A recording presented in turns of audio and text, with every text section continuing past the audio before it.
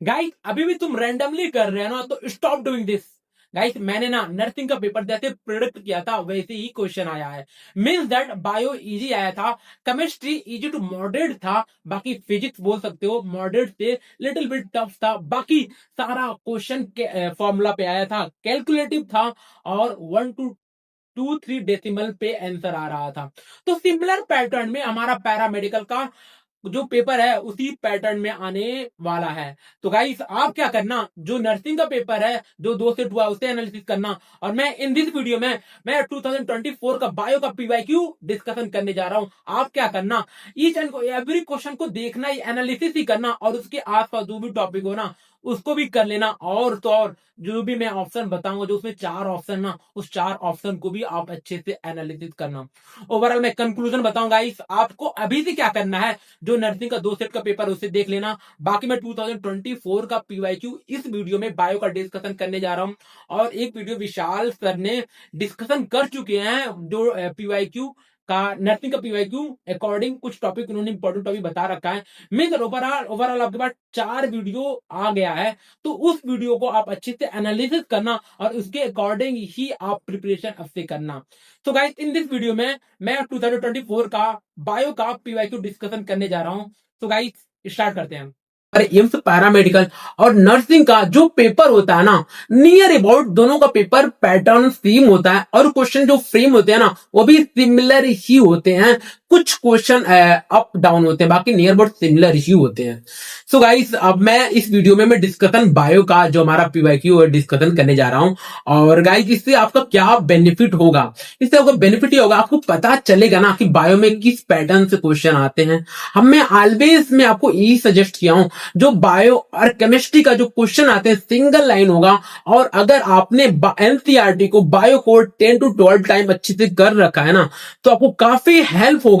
So guys अब हम start करते हैं, जो हमारा बायो का 2024 में पीवाईक्यू था उसको हम डिस्कशन करते हैं। क्योंकि बेसिकली हम लोग का जो पेपर होता है सीबीटी मोड होता है, तो मैंने पेपर खुद दिया था, हमने खुद एनालिसिस किया, और तो काफी रिसोर्सेज से मैं पेपर को कलेक्ट किया हूं, और फाइनली ये पीडीएफ रेडी हो गया है। तो इस वीडियो को आप अच्छे से देखना, और प्लीज गाइस आपको इससे क्या सीखना है, आपको इससे इस पेपर से 30 क्वेश्चन है, आपको यह सीखना है कि किस टॉपिक से जो हमारा एम्स बेसिकली क्वेश्चन फ्रेम कर रहा है, और उस टॉपिक के नियर अबाउट जो भी टॉपिक होंगे उसको भी अच्छे से कर लेना। क्योंकि हमारे पास पीवाईक्यू का ज्यादा सोर्स नहीं होता है, तो हमने ये क्वेश्चन काफी इंपॉर्टेंट है, और जिससे आपको भी एक माइंड में क्लियरिटी मिलेगी, जो मैंने ऑलवेज आपसे बता रहा था कि बायो कैम इजी आएगा, फिजिक्स का पेपर लिटिल बिट टफ आएगा और लेंदी आएगा। तो उसी के रिगार्डिंग आप इस पेपर की अकॉर्डिंग ही स्टडी करना, और इसके अकॉर्डिंग जो भी टॉपिक आसपास होंगे उसको भी कर लेना। तो without wasting a time let's start the video.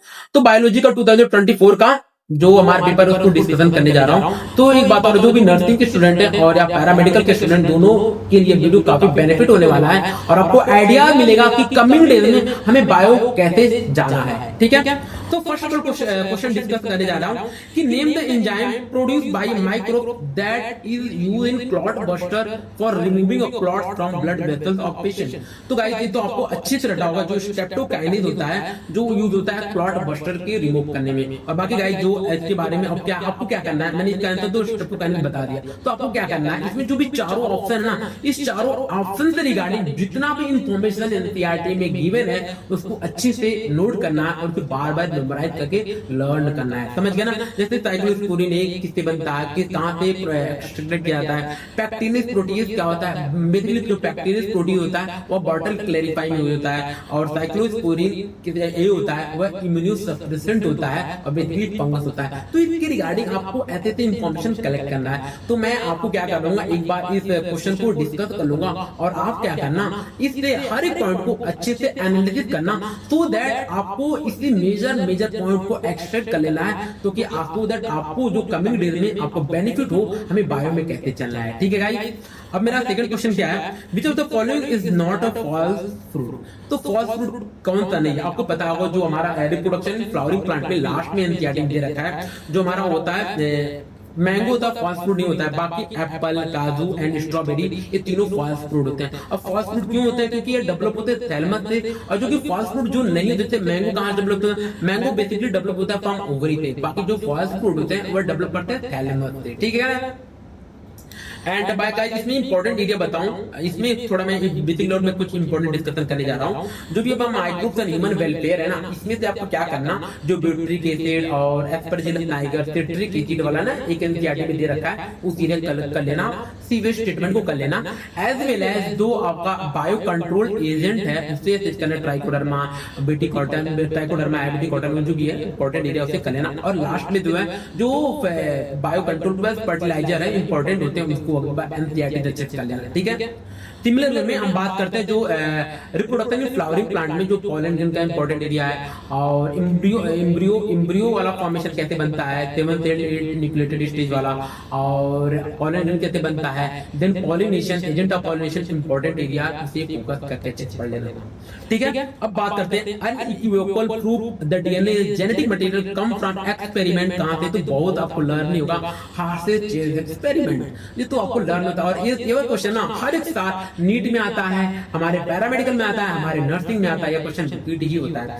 तो इस एरिया से भी इस एरिया से क्वेश्चन बेसिकली फ्रेम होते हैं। और साइंटिस्ट वाला पोर्शन अच्छे से याद रख लेना, तो क्योंकि साइंटिस्ट भी मैथ अकाउंट से क्वेश्चन बन सकते हैं। आप क्या करना, आपका क्या काम है, आपका क्या होता है, एवरी मैक्यूलर बैकवर्टी के बारे में समझ लेना, ग्रिप्स के बारे में समझ लेना, रिजल्ट इंस्टॉल के बारे में एक बार अच्छे से देख लेना, सेमी कंजर्वेटिव को मॉडल प्रूफ किए थे, और एवरी मैक्यूलर बैकवर्टी एंड ग्रिप्स वाला जो भी इंपॉर्टेंट एरिया है भी देख लेना अच्छे से। और सिमिलरली अब बात क्वेश्चन नंबर 4 में क्या है, balanoglossus is a member of which phylum, ये आता है हमारा हेमिकॉर्डेटा में। बैरानोग्लोसस और साइक्लोग्लोसस होते हैं, ये मेंबर है हमारे हेमिकॉर्डेटा में। और गाइस हम एनिमल किंगडम से बात करूं, एनिमल किंगडम से बेसिकली दो टाइप के क्वेश्चन फ्रेम होते हैं, एक तो एग्जांपल देके जैसे ये वाला क्वेश्चन फ्रेम हो गया, और एक क्वेश्चन आता है कि आपको मैथ तो कॉलम में एग्जांपल दे देगा और उसका फाइलम का नाम दे देगा, आपको फाइलम का नाम चूज करना पड़ेगा। तो इससे आपको एनिमल किंगडम से जो भी एग्जांपल है उसको आप अच्छे से लर्न होनी चाहिए, ठीक है। अब बात करते हैं क्वेश्चन नंबर 5 है, the relationship between lichen between algae and fungi is an example of, तो म्यूचुअलिज्म है, आपको अच्छे से याद होगा, इकोलॉजी का पहला चैप्टर है। उसमें से अगेन आप क्या करना, कॉमनलिज्म, पैरासिटिज्म, अमेंसलिज्म और म्यूचुअलिज्म के जितने भी एग्जांपल है उससे अच्छे से कर लेना।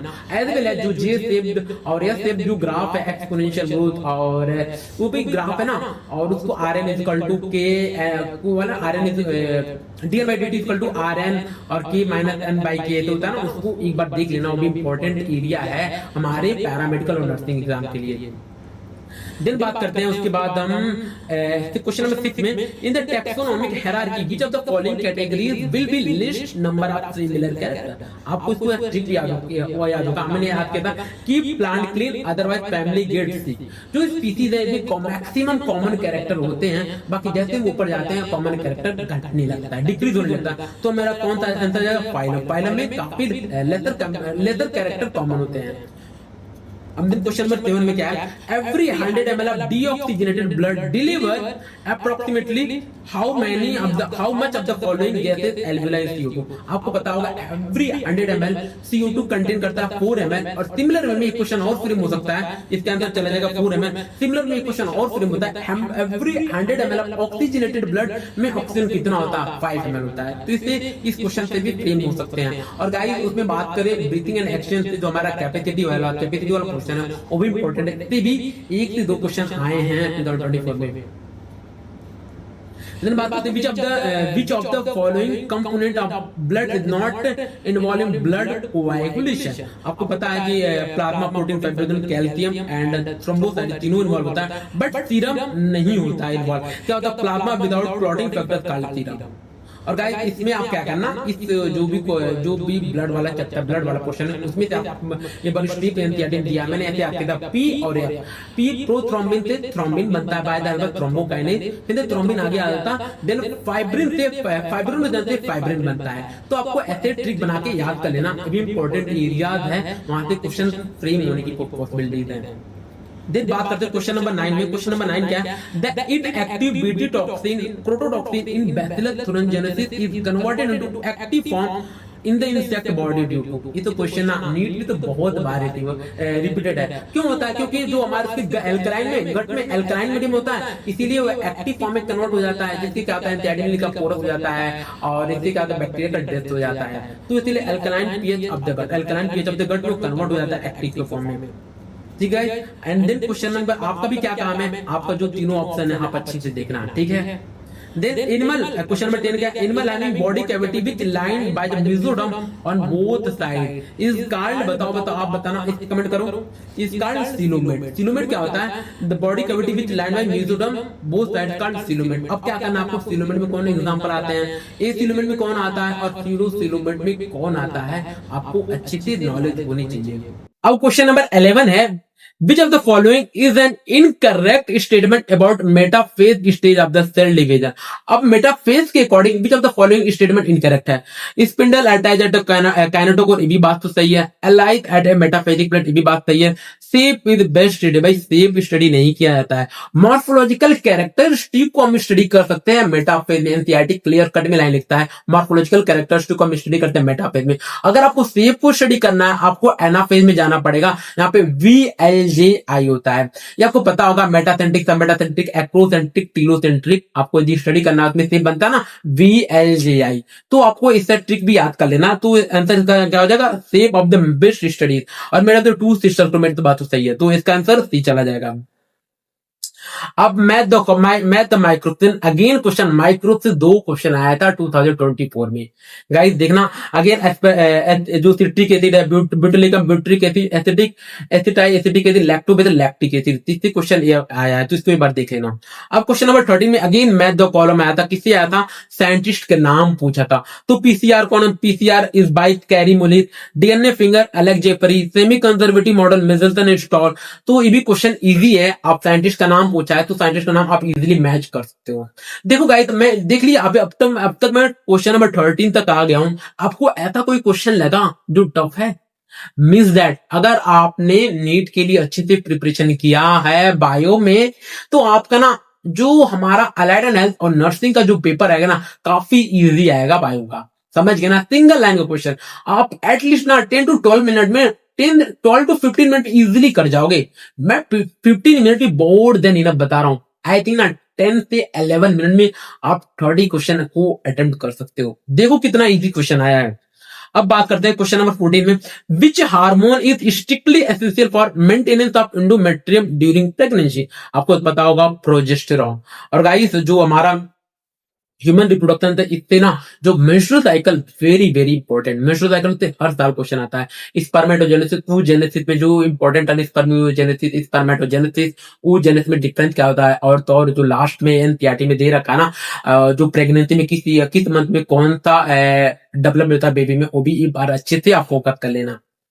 देन आते हैं female heterogametic is observe. Female heterogametic basically होता है बर्ड में होता है। और गाइस आपको क्या करना है, अगेन मैं तीनों एग्जांपल क्यों गलत है इसके बारे में अच्छे से देख लेना, बट मैं बता रहा हूं जो ह्यूमन होते हैं ड्रोसोफिला में XY होता है, और बाकी ग्रासोपर में BCG, बग कॉकरोच ग्रासोपर में XO होता है, तो इसको भी देख लेना। अब क्वेश्चन नंबर 16 में क्या, which of the following enzyme does not cause degradation of the cell wall various organism. कौन सा एग्जाम नहीं नॉट यूज होता है डिग्रेडेशन में, तो कौन, लाइपेज होता है। बाकी पैक्टिनेज यूज होता है, सेलुलोज भी होता है, और लाइसोजाइम भी होता है। तो देखो जैसे एग्जाम्पल, लाइपेज डाइजेस्ट लिपिड करता है, cellulase digest plant wall, and lysozyme digest bacterial wall, and chitinase digest fungal wall, but lipase digest lipid को करता है। अब the neuron which one axon and one dendrite इसका बताओ, इसका होता है बाइपोलर। तो यूनिपोलर, बाइपोलर, मल्टीपोलर का जो एनसीईआरटी में एग्जांपल दे रखा हूं आपको अच्छे से याद होना चाहिए। यूनिपोलर में एम्ब्रियोनिक स्टेज आता है, बाइपोलर हमारे पास ईयर होता है, नो ईयर होता है, एंड मल्टीपोलर में हमारा सेरेब्रल कॉर्टेक्स होता है, उसका भी आपको एग्जांपल अच्छे से लर्न होना चाहिए। अब बात करते हैं क्वेश्चन नंबर 18 में, plant growth inhibitor abscisic acid derive from. मैंने याद किया था अब्बा कार चलाते हैं, तो इसका क्या जाएगा आंसर, कैरोटीनॉइड। तो अब आपको क्या करना है, एडेनिन, टर्पिन, इंडोल कंपाउंड के बारे में इसका क्या नेम है, इसको अच्छे से कर लेना। और इस जो चैप्टर है जो हार्मोन वाला है, प्लांट ग्रोथ एंड हार्मोन में, इसमें आप क्या करना है, इसमें जो भी हार्मोनल एक्टिविटी है ना, उससे कैरेक्टरिस्टिक को आप अच्छे से लर्न कर लेना। यदि क्वेश्चन बेसिकली फ्रेम होंगे ना, तो इसी एरिया से ऑक्सीन से बनेंगे, जिब्रेलिन, साइटोकाइनिन और एब्सिसिक एसिड से ही क्वेश्चन फ्रेम होंगे। तो ये एरिया काफी इंपॉर्टेंट है, उस एरिया को आपको काफी फोकस करना है। अब दिन बात करते हैं, which type of antibodies is abundant present in एलोइस milk colostrum produce by the mother during initial day of lactation. आपको तो बहुत अच्छी याद होगा, ये तो IGA है, ये भी बहुत बार रिपीटेड क्वेश्चन है। And in question number 20, in a polynucleotide chain, a nitrogenous base link with OH of first carbon of pentose sugar through किससे होता है N ग्लाइकोसिडिक लिंकेज। अब क्या करना आप, फॉस्फोडाइस्टर किससे लिंक होता है, तो दो न्यूक्लियोटाइड के बीच में फॉस्फोडाइस्टर होता है। अगेन फॉस्फोएस्टर किससे लिंक होता है, नहीं सॉरी जो फॉस्फोडाइस्टर होता है ना, फॉस्फोडाइस्टर टू न्यूक्लियोटाइड के बीच में होता है। अब बताना, अब आप कमेंट करना कि फॉस्फो ईस्टर किससे लिंक होता है, फॉस्फोडाइस्टर यहाँ पे तो फॉस्फोएस्टर किससे लिंक होता है, और हाइड्रोजन बॉन्ड किस में होता है, हाइड्रोजन बॉन्ड बेसिकली दो नाइट्रोजन बेस में होता है। इसके बारे में आप अच्छे से स्टडी करना। अगेन क्वेश्चन नंबर 21 का बात करें, विच of the following not direct product light reaction in photosynthesis, तो शुगर होता है किससे, तो डार्क रिएक्शन से बनता है। बाकी ATP oxygen gas and NADPS light reaction से फॉर्मेशन होता है। According to the sliding filament theory, muscles contraction. So according to the sliding filament theory, a thin filament slide over the thick filament. तो अब इससे क्या करना, ये वाला आंसर मेरा बी चला जाएगा। अब क्या करना आप, अब थिन फिलामेंट जो थ्योरी है, आप तो थ्योरी समझना, किसमें जो भी कॉन्ट्रैक्ट होता है, किसमें थिन फिलामेंट स्लाइड होता है, स्लाइड उसका जो भी फंक्शन है उसको अच्छे ध्यान रखना। और मायोसिन एक्टिन फिलामेंट क्या उसका कॉन्ट्रैक्शन होता है कि नहीं होता है, तो एनसीईआरटी क्लियर में बोलता है जो एक्टिन और मायोसिन फिलामेंट वो सर्टेन नहीं होते हैं, बल्कि जो सार्कोमियर सर्टेन होता है। और भी जो भी इंफॉर्मेशन आप अच्छी से इसको डिटेल कर लेना, मीन स्लाइडिंग थिन और फिलामेंट थ्योरी इंपॉर्टेंट है वहां से, ठीक है। और ज्वाइंट वाला भी पोर्शन काफी इंपॉर्टेंट है लोकोमोशन एंड मूवमेंट से। Then what is the end product of glycolysis in cytoplasm, आपको बहुत अच्छे से रटा होगा। ग्लाइकोलिसिस का एंड प्रोडक्ट होता है पायरुविक एसिड। अब क्या करना है, इसमें से आपको पायरुविक एसिड का स्टेप लर्न कर लेना, लिंक रिएक्शन में, देन टीसीए साइकिल, देन उसके बाद लास्ट में आता है इलेक्ट्रॉन ट्रांसपोर्ट सिस्टम, उसको भी अच्छे से ध्यान रख लेना, ठीक है गाइस।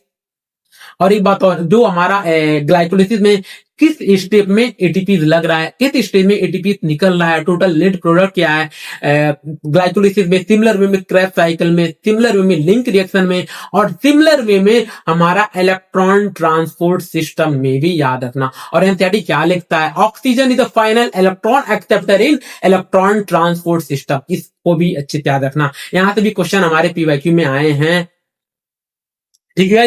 अब क्वेश्चन नंबर 24 क्या है, a second heart sound dub is produce due to. अब बताओ हार्ट साउंड कब प्रोड्यूस करता है, भाई ये चीज याद रखना, जब भी दरवाजा बंद करोगे तब साउंड प्रोड्यूस करता है। अब क्या पूछा है, डब साउंड, तो dub sound produce the closure of semi lunar valve. अब डब और लब साउंड कब produce the lub, by closure of AV valve, but हमारा आंसर क्या जाएगा, closure of semi lunar valve. अब आपको क्या करना है, बाकी तीनों एग्जाम्पल के जो तीनों ऑप्शन है इसके बारे में अच्छे से एनालिसिस करना है। बाकी मैंने क्या बताया, दरवाजा बंद होने पे साउंड प्रोड्यूस करता है, डब साउंड प्रोड्यूस होता है क्योंकि सेमी ल्यूनर बल्ब है। एक तरीका मैं बताऊं मैं कैसे याद किया था, तो मैं ऐसे याद किया, डब एक साबुन होता है ना, डब साबुन होता है तो क्या होता है, क्लीन करने के लिए, साफ करने के लिए होता है, तो डब साबुन यूज होता है सेमी ल्यूनर बल्ब के लिए। और बाकी एबी बल्ब होता है, AB bulb closure of AB bulb, लब होता है क्लोजर ऑफ एबी बल्ब के लिए, तो आप ऐसे याद कर सकते हो, ठीक है। अब बात करते हैं क्वेश्चन नंबर 25 में, which colourless plastid responsible for storing of starch in plant potato. अब देखो ये तो आपको भी अच्छे से याद होगा, जो अमाइलोप्लास्ट होता है बेसिकली यूज होता है स्टार्च के लिए, बाकी इलियोप्लास्ट ऑयल के लिए होता है, बाकी एक एलिरोप्लास्ट प्रोटीन के लिए होता है, तो इसका ऑप्शन चला जाएगा सी। बाकी आप ए बी डी आप अच्छे से देखना है, ठीक है। And then question number 26 में, the volume of air inspired or expired during normal respiration, tidal volume in healthy human approximately. तो इसका आंसर क्या है, टीवी पूछा है, टीवी आपको 500 ml अच्छे से लेना है। अब इसमें क्या करना, एक मिनट में क्या होगा, तो 60 मल्टीप्लाई बाय 5 कर लेना। देन इसमें क्या करना, और भी क्या करना, टीवी क्या होता है, IRB ERB inspirative capacity, reserve value क्या होता है, जो भी कैपेसिटीज का जितना भी है ना उसको एक बार अच्छे से याद कर लेना, उसका डेफिनेशन और उसका जो अमाउंट है उसको भी अच्छे से देख लेना, क्योंकि ना अब इससे क्या पॉसिबिलिटी है क्वेश्चन बनने की, पेपर तो एग्जामिनर थोड़ा पेपर टफ बनाएगा तो मैथ द कॉलम में इससे क्वेश्चन फ्रेम कर सकता है, टीबी ERB IRB और इंस्पिरेटिव कैपेसिटी रिजर्व वैल्यू पूछ सकता है उसमें मैथ द कॉलम में। तो आप भी प्रिपेयर रहना, इस टॉपिक से रिलेटेड ऐसा क्वेश्चन आ सकता है, समझ गया ना। ब्रीथिंग एंड एक्सचेंज, और ब्रीथिंग एंड एक्सचेंज से जो हमारा ट्रांसपोर्ट सिस्टम में वहां से भी कितना परसेंट CO2 ट्रांसपोर्ट होता है, कितना परसेंट ऑक्सीजन ट्रांसपोर्ट होता है बाय ब्लड से, प्लाज्मा से, उसको भी एरिया इंपॉर्टेंट है, उस एरिया भी आप फोकस करना। समझिए क्वेश्चन नंबर 27 क्या है, which hormone play a very important role in regulation of 24 diurnal rhythm in our body. तो आपको बहुत अच्छे से याद है मेलाटोनिन। अब देखो अब क्या करना है, मेलाटोनिन तो आंसर तो आ गया, बाकी थायरोक्सिन का क्या फंक्शन होता है, एड्रेनल ग्लैंड बहुत इंपॉर्टेंट है ये तो, इसका भी प्रिपरेशन बार बार होता है, adrenal cortex, adrenal medulla, adrenal cortex में जो जी या पार जूना ग्रेनुलोसा, जूना पैसिकुलेटा और जूना रेटिकुलेसा का क्या क्या अलग अलग फंक्शन है आप अच्छे से याद रखना। सिमिलर थायरोक्सिन में T3 T4 में इसका अलग अलग जो फंक्शन है थायरोक्सिन का, अच्छा अच्छे से फंक्शन याद करना, एड्रेनलिन का भी अच्छे से फंक्शन याद करना। और ग्रोथ हार्मोन में किसमें, ग्रोथ हार्मोन में यदि ग्रोथ हार्मोन का सेपरेट हो तो डॉर्फिज्म होता है, और यदि ग्रोथ हार्मोन ज्यादा होता है तो गाइगेंटिज्म होता है। तो इसके बारे में आप बेसिक नॉलेज लेना। और गाइस एक बात और बताऊं, जो ग्रोथ एंड जो भी हार्मोनल लास्ट चैप्टर है 11th का, उससे तो आपका हर एक जो हार्मोनल है उसका एक्टिविटी आपको अच्छे से याद होना चाहिए। एज वेल जो लास्ट में दिया है प्रोटीन, हार्मोन, प्रोटीनियस और फैट वाला, जो फैट और प्रोटीन वाला कौन सा हमारा मेम्ब्रेन से मेम्ब्रेन रिसेप्टर प्रेजेंट होता है किसमें, जो हार्मोनल डायरेक्ट न्यूक्लियस के बजाता है, उसका फंक्शन आप एक बार अच्छे से देख लेना। अब दिन बात करते हैं क्वेश्चन नंबर 28 में, amino synthesis is legally ban in India because it is miss use. अब मिस यूज क्यों होता था, अमीनो सिंथेसिस इसलिए बैन कर दिया गया क्योंकि हमारे इंडिया में हम लोग फीमेल को एम्ब्रियोनिक स्टेज जान लेते थे और उसे मार देते थे, तो किस लिए, फीमेल फेटिसाइड में। अब देखो अमीनो सिंथेसिस क्यों लाया गया था, क्योंकि जेनेटिक एबनॉर्मलिटी के लिए एज वेल मेटाबॉलिक डिसऑर्डर के लिए हम लोग लाए थे, बट हमारे इंडिया में उससे क्या किया, फीमेल फेटिसाइड के लिए यूज किया गया। गाइस मैं बात बताऊं, रिप्रोडक्टिव हेल्थ में most important area amino synthesis है, उसके बाद है मेरा आईयूडी, कौन सा हार्मोन रिलीजिंग आईयूडी है, कॉपर रिलीजिंग आईयूडी है, इसका क्या फंक्शन है, एज वेल एज आपका प्रोजेस्टेरोन, एस्ट्रोजन, प्रोजेस्टेरोन, काफी अच्छे से एग्जांपल लर्न होना चाहिए आईयूडी में, ठीक है। अब बात करते हैं क्वेश्चन नंबर 29 में क्या है, in angiosperm a seed that retain a part of endosperm because it is not completely consume during embryo development. अब बताओ, not completely consume during embryo, तो होता है एल्ब्यूमिनस सीड। एल्ब्यूमिनस सीड वह सीड होता है जिसका एम्ब्रियो डेवलपमेंट में कंप्लीटली कंज्यूम नहीं होता है। अब नॉन एल्ब्यूमिनस इसका जस्ट उल्टा होता है, तो इसका आंसर तो बी हो जाएगा, बट आपको नॉन इसमें एल्ब्यूमिनस में आप क्या करो, अच्छे से एग्जाम्पल नोट करना, नॉन एल्ब्यूमिनस से अच्छे से एग्जांपल नोट करना। अब पार्थिनोकार्पिक क्या होता है, पार्थिनोकार्पिक सीड होता है जैसे fruit that develop without fertilisation, तो वहां पे होता है पार्थिनोकार्पिक होता है, इसको भी आप अच्छे से ध्यान रखना। तो बेसिकली देखो आप गाइस, मैं आपको क्या बताऊं, रिप्रोडक्शन इन फ्लावरिंग प्लांट से इसी साल 2024 में 2 क्वेश्चन आ गए, और दोनों कहां थे, लास्ट पेज से आए। तो यही इंपॉर्टेंट एरिया है, इसलिए मैं आपसे क्या बोलता हूँ, फोकस इसलिए बोलता हूँ। और देखो माइक्रो से ह्यूमन वेलफेयर से भी 2 क्वेश्चन आ गए, तो यही बोलता हूँ ना, हमेशा आपसे यही इन्फॉर्मेशन शेयर किया हूँ, जो क्लास 12 का जितना भी चैप्टर ना काफी इंपॉर्टेंट है, और उससे ना बेसिकली कभी कभी 2 से 3 क्वेश्चन एक ही चैप्टर से आ जाते हैं, तो उस चैप्टर को आप अच्छे से करना।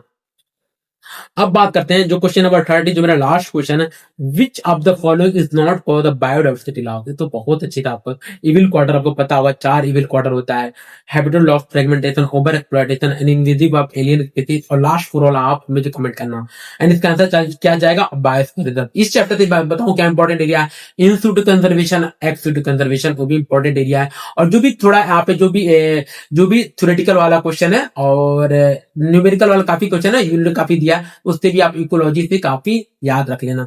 सो गाइस ओवरऑल ये मेरा 30 क्वेश्चन था। तो अब 30 क्वेश्चन से मैं आपको क्या समराइज कर रहा हूं, वो जो 30 क्वेश्चन का डिस्कशन में क्या बोलूंगा, बस फाइनली आपको यही बोलूंगा, आपके पास अभी तक एनसीईआरटी का काफी बेटर नॉलेज है, और आपके पास ओवरऑल कंप्लीट नॉलेज देखा जाए ना, बायो में काफी बेटर नॉलेज अभी के पास होगा, समझ गए ना, क्योंकि आप देखोगे 30 क्वेश्चन आपको करने में कितना टाइम लगा होगा, बहुत कम, समझ गया ना। हाँ यहाँ तो मैं डिस्कशन किया तो इतना टाइम लग गया, बाकी आपके पास बायो में मोर देन इनफ नॉलेज है नर्सिंग और पैरामेडिकल एग्जाम को क्रैक करने के लिए। सिमिलर वे में आपके केमिस्ट्री में इनफ नॉलेज होगा, सिमिलर केमिस्ट्री में भी ऐसे ही क्वेश्चन आता, थोड़ा बहुत लिटिल बिट इट्स टफ आएगा क्वेश्चन, बट इजी कर जाओगे आप। उसमें भी मैंने लास्ट वीडियो में शूट करूंगा, जिसमें आपको बताऊंगा कि उसमें क्या इंपॉर्टेंस है, जिसमें नेमिंग रिएक्शन इंपॉर्टेंस है, और नेमिंग रिएक्शन में जो ऑर्गेनिक पोर्शन वहां से इंपॉर्टेंट है, फिजिकल में डायरेक्ट फॉर्मूला से क्वेश्चन आता है, और इनऑर्गेनिक में जो भी कुछ एक्सेप्शन एरिया वहां से क्वेश्चन आता है। उसीलिए मैं गाइस ओवरऑल मैं समराइज करूं, केमिस्ट्री अगेन आपसे इंफॉर्मेशन यही बता रहा हूं, जो केमिस्ट्री और बायो का जो टॉपिक है, जो चैप्टर से क्वेश्चन आएंगे इजी क्वेश्चन आएंगे, बस आपका कॉन्फिडेंस लेवल बेटर होना चाहिए और आपके पास नॉलेज होना चाहिए उस चैप्टर के रिगार्डिंग। आप इजिली कर जाओगे जितना भी क्वेश्चन आएगा नर्सिंग और पैरामेडिकल में। बट आपको फोकस ज्यादा कहाँ करना है, फिजिक्स में, फिजिक्स में, फिजिक्स में। और फिजिक्स में मैं ऑलवेज आपको यही सजेस्ट किया हूं, फिजिक्स में आपको फॉर्मूला अच्छे से याद होना चाहिए। फिजिक्स में हर एक फॉर्मूला पे एटलीस्ट 4 to 5 क्वेश्चन आपको आना ही चाहिए और आपका फॉर्मूला रेडी होना चाहिए। और गाइस फिर क्लास 12th वाले पोर्शन को ज्यादा वेटेज देना है, इधर फिजिक्स के लिए, इधर केमिस्ट्री के लिए, इधर बायो के लिए। आप देखोगे कुछ ऐसा चैप्टर है जहां से दो दो क्वेश्चन सेम हुए हैं। अगेन मैं रिपीट कर रहा हूं, माइक्रोफ्यून welfare, reproduction in flowering plant, genetics, molecular basis of inheritance, biotech, ऐसा कुछ चैप्टर है ना जहां से ना एक एक साल में ना 2 से 3 क्वेश्चन आए हैं। ठीक है, अगर आपको नीड होगा आप बताना, मैं इसका इंपॉर्टेंट टॉपिक भी आपके साथ लाऊंगा। और गाइस बस यही रहा मेरा कंप्लीट वीडियो बायो का एनालिसिस।